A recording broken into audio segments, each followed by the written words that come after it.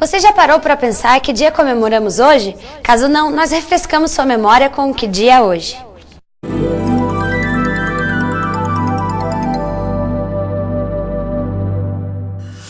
O que dia é hoje de hoje está fácil. Apesar da maioria das instituições de ensino comemorarem a data do dia 15 de outubro, no dia 11, para emendar o feriado do dia 12, hoje é dia dos professores. Ficou meio confuso, né? Mas calma, eu vou explicar. Dia 12 é dia da Nossa Senhora Aparecida, padroeira do Brasil. Neste dia também se comemora o Dia das Crianças. 3 dias depois, no dia 15, é o dia dos professores. Mas, como em alguns anos o dia 12 cai na terça-feira, como aconteceu este ano mesmo, as aulas do dia 11 são canceladas com a justificativa de antecipação do recesso do dia 15. Afinal, é o dia dos professores e eles também merecem um descanso, né? Mas você sabe por que comemoramos nesta data? Apesar do dia 15 de outubro ser dedicado à educadora Santa Teresa d'Ávila e Dom Pedro I, em 1827, ter baixado um decreto imperial que criou o ensino elementar no Brasil, o motivo é outro. Em 1947, as férias de inverno duravam apenas 10 dias e o segundo semestre letivo ia de 1º de junho até 15 de dezembro. Tentando evitar a exaustão dos alunos, 4 professores se reuniram e tiveram a ideia de parar as aulas durante um dia. Foi então que o professor Salomão Becker sugeriu que o encontro se desse no dia 15 de outubro, data em que na sua cidade natal, professores e alunos traziam doces de casa para uma pequena confraternização. Ao lado dos professores Alfredo Gomes, Antônio Pereira e Claudino Busco, a ideia estava lançada para depois crescer e ser implantada por todo o país. Então, a equipe do Tela 1 e todos os alunos do curso de jornalismo da Universidade Positivo desejam parabéns a você, professor! Domingo vai ser um dia de tensão para muitos estudantes. É a data do vestibular de verão 2011 da Universidade Positivo. As provas vão ser aplicadas de manhã e de tarde. São mais de 4.000 vagas distribuídas em 29 cursos de bacharelado e licenciatura.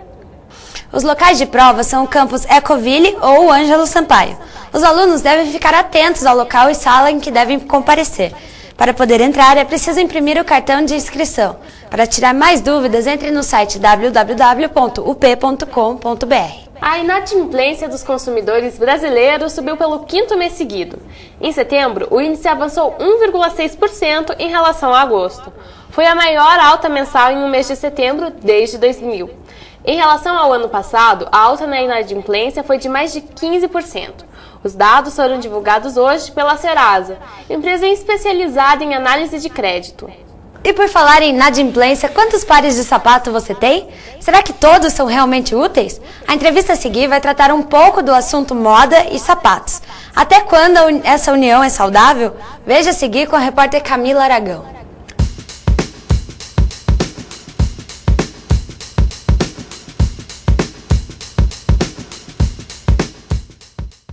O nosso entrevistado de hoje é Vinícius Chani, professor de História da Moda da Universidade Positivo. Boa tarde, Vinícius. Boa tarde. Conta pra gente um pouco da história da moda dos sapatos. Então, assim, a história da moda dos sapatos, elas têm uma relação muito próxima, né? A moda ela acontece por 3 razões principais: proteção, pudor e adorno.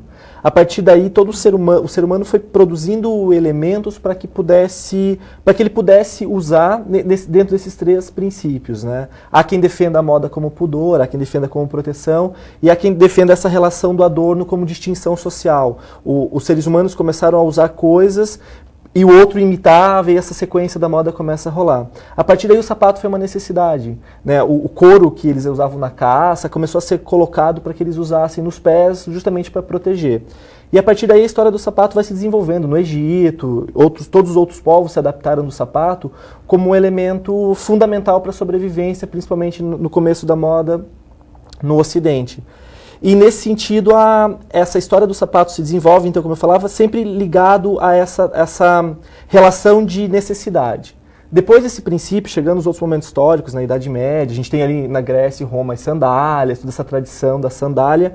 Na Idade Média começa uma relação que a moda entra como um princípio social. Até então a gente estava mais ligado à indumentária, que era uma questão muito mais cultural da moda do que realmente de moda, como esse ciclo de cópia e de extinção. Então, na Idade Média, eu acho que o sapato tem realmente essa relação de caracterizar o poder da aristocracia. Então, quando a gente olha fotos de sapatos antigos, a gente nota principalmente o tamanho dos saltos, que eram super exagerados, que mostrava justamente a relação de poder. Né? Ultrapassando essa história, acho que o sapato chega hoje na sociedade contemporânea atravessando essa relação do fetiche.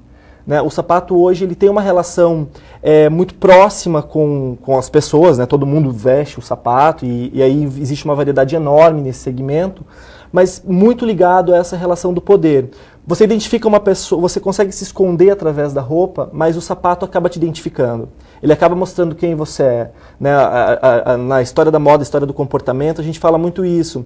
Né? Todas as pessoas podem estar de terno e gravata, porém você vai descobrir mais ou menos quem é mais idealista, quem é um empresário, ou quem é rico ou quem é pobre, através dessas relações que não tem como esconder, que é o rosto, algumas características da face e principalmente as características do pé. Né? O sapato demonstra muito isso, e essa relação da elegância ou não. Enfim, então a história do sapato tem uma evolução nesse sentido. O sapato masculino e o sapato feminino têm muita distinção. A gente sabe que o mercado do sapato feminino é muito maior do que o dos sapatos masculinos. Por que isso? Isso também está super ligado à história da moda. Né? A história da moda sempre teve mais... A história da moda feminina evoluiu e se transformou muito mais rápido que da moda masculina. Então, para o homem, desde o século XIX, a relação do terno, a relação do blazer, da calça e do sapato, até com cores neutras, sempre teve em evidência. Né? Então, essa é a roupa tipicamente masculina. Claro que com a relação da pós-modernidade, da modernidade, enfim, a chegada do século XX, e o final do século XX e início do século XXI, traz rupturas nesse sentido. Né? A transformação da indumentária masculina mudou muito. Né? Hoje é comum que homens usem cores que há algumas décadas não eram relacionadas a homem, como cor de rosa, por exemplo, cores mais fortes e mais vibrantes, e o sapato entrou nessa relação.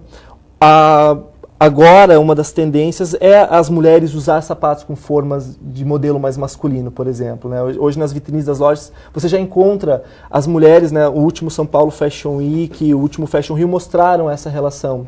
Dos desfiles apresentavam alguns sapatos mais de modelos masculinos. Então, esse mercado hoje está sendo super... Claro que o mercado de sapatos femininos é muito mais difundido e tem uma variedade maior. Porém, é engraçado como o meio acaba intercalando com o outro. Né? A gente já tem sapatos que são meio neutros, né? Como os tênis, por exemplo, alguma característica de cor, mas os formatos, os modelos acabam já sendo para ambos os sexos. Assim como na moda, algumas peças do guarda-roupa feminino acabaram migrando para o masculino. A gente tem aí a onda das calças boyfriends, dessas roupas mais estruturadas. Então, nesse exato momento da moda, há essa migração do masculino para o feminino. Né? Até um nivelamento desses dois públicos, mas com certeza a moda feminina ainda ela é mais explorada do que a masculina. E há no modo de vestir em geral, as pessoas nem sempre sabem usar uma calça com um sapato adequado, ou uma blusa. Como que vocês, de dica que vocês podem dar para... Antes, como era usar dos sapatos, e daí veio outros modelos de calça, outro modelo de blusa, porque é um conjunto, né? Como você diz, sapato diz muito sobre a pessoa, mas e o conjunto? Eu acho que o conjunto é principal. Há um momento da moda em que ela foi meio ditadora. Né? Só se podia usar aquilo, só se podia usar isso. Hoje, mais uma vez falando, a entrada do século XXI trouxe uma moda mais eclética. Então hoje já não existe muito mais essa repressão da moda, isso com aquilo. Acho que a questão é do bom senso. Né? Eu acho que a questão do autoconhecimento, eu gosto mais disso ou mais daquilo, o que tem mais a ver comigo? E hoje a moda te dá todas essas opções. Né? O início da moda também era ditado pela alta costura, onde as pessoas elas tinham aquilo para vestir e era uma regra. Né? Hoje não, hoje existe uma democratização maior da moda, do design, desses conhecimentos. E aí eu acho que a relação é do autoconhecimento, é saber o que é legal para você, saber o que você pode usar, e aí as combinações vão variar. Mas acho que bom senso, se conhecer, é a única regra da moda na atualidade. Confira no próximo bloco uma matéria sobre compulsão por compras. No próximo bloco, veja a matéria que a Camila comentou. E ainda as dicas da agenda cultural. O intervalo é rápido, até já!